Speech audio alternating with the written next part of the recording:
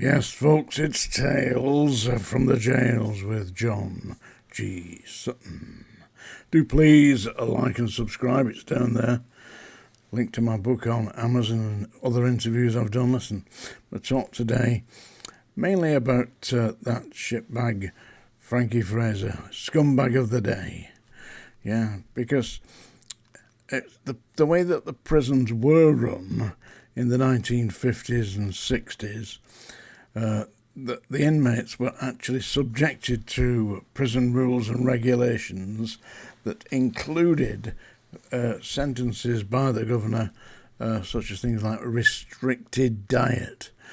Now, the restricted diet meant that you were on bread and water, and the actual diet consisted of one loaf of bread weighing 1 pound, and along with that you got a jug of water.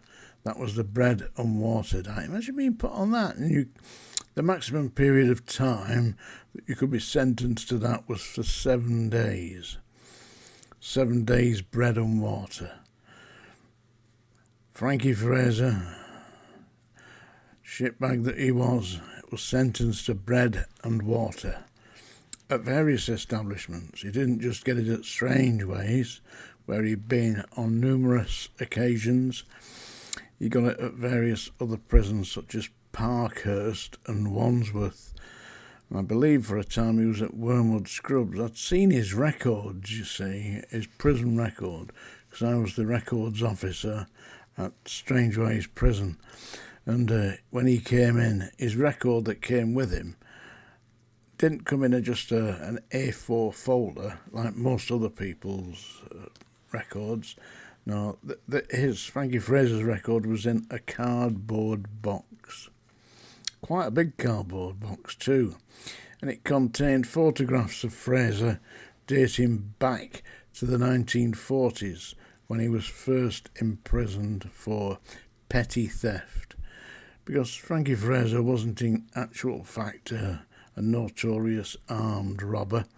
No, he was a petty crook, a small-time thief who broke into people's houses and robbed them of their possessions. Then he'd sell them off, probably down the pub, to some of his rather shady friends.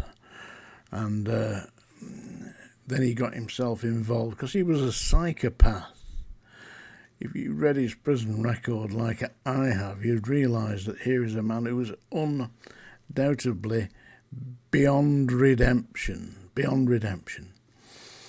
He'd been flogged twice, and in the old prison rules and regulations, the governor was able to sentence you to a dozen lashes of it was like a cat o' nine tails. And they had a metal frame shaped like a triangle where your ankles and the point of the triangle being at the top like this, yeah. Your ankles were fastened to the bottom and your hands like that at the top. Your shirt was removed and you were whipped, and the staff that administered the flogging were the prison gym officers, the physical training instructors, the big strong boys who did that, and they used to administer the whip. Apparently anybody who'd been whipped didn't actually volunteer to have that done again. It was quite painful, apparently. Not Frankie FRASER. That scumbag, he was flogged twice, tied to the metal triangle, clamped to it with his heels, and then flogged. You've got to be mad to do that, haven't you? He's also severely beaten on numerous occasions, according to his records. I mean, wasn't there to witness this. I was the records officer, so I dealt with everybody's records in the prison and all the photographs as well. And I saw Frankie FRASER. He's always been a ugly, snivelling little shithouse. Horrible little man. I met him on numerous occasions on the landings at Wormwood Scrub, well, not the Scrubs, at Strangeways. He was there. I think it was 1979. Yeah, he was on A2 landing at Strangeways. Wore slippers, said he had fallen arches, bad feet, so he persuaded the doctor to give him, boots free.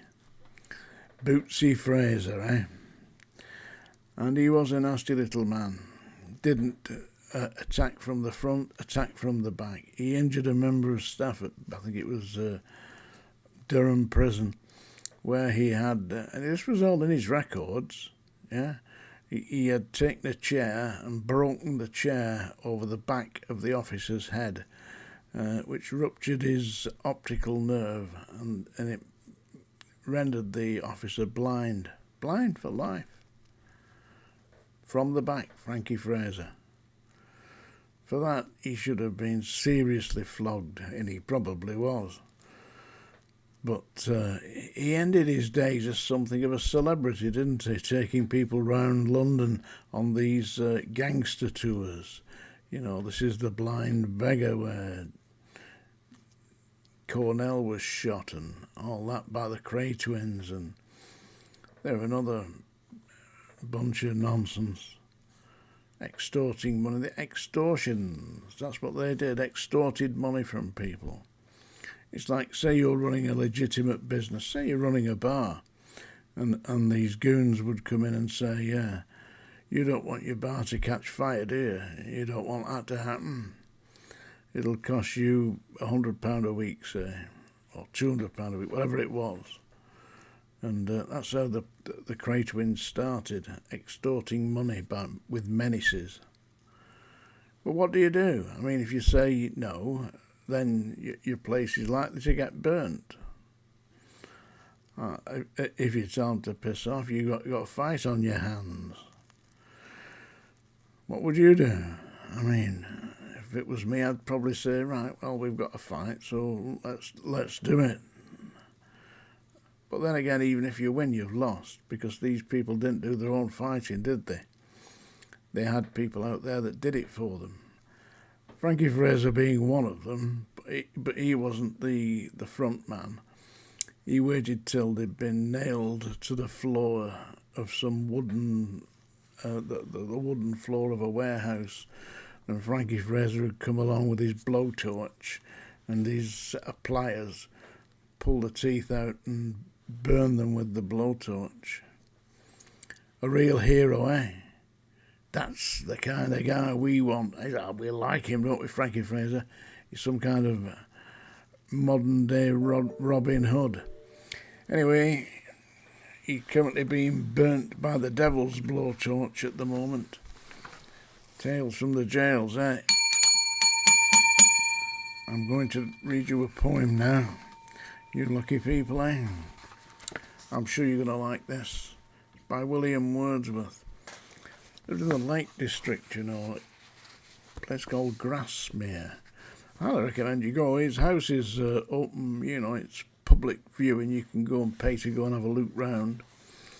And his grave is in Grasmere as well. He's buried with his sister Dorothy.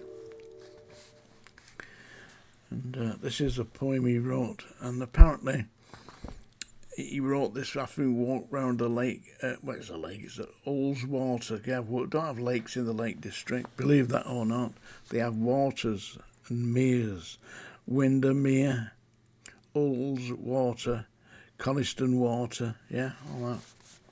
Anyway, this is a poem by William Wordsworth, probably one of the most famous poems from the Lake District poets. Another one was Samuel Taylor Coleridge, of course, who wrote the Rime of the Ancient Mariner.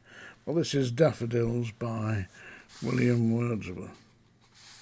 I wandered lonely as a cloud that floats on high o'er vale and hills, when all at once I saw a crowd, a host of golden daffodils, beside the lake beneath the trees, fluttering and dancing in the breeze. Continuous as the stars that shine and twinkle on the Milky Way, They stretched in never-ending line along the margin of a bay.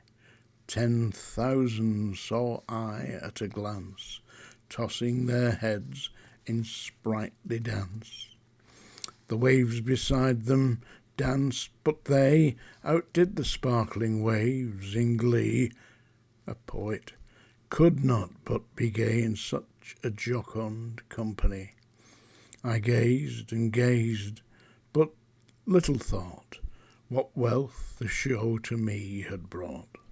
For oft, when on my couch I lie, in vacant or in pensive mood, they flash upon the inward eye. That is the bliss of solitude.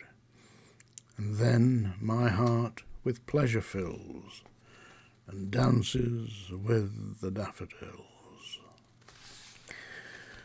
Daffodils by William Wordsworth.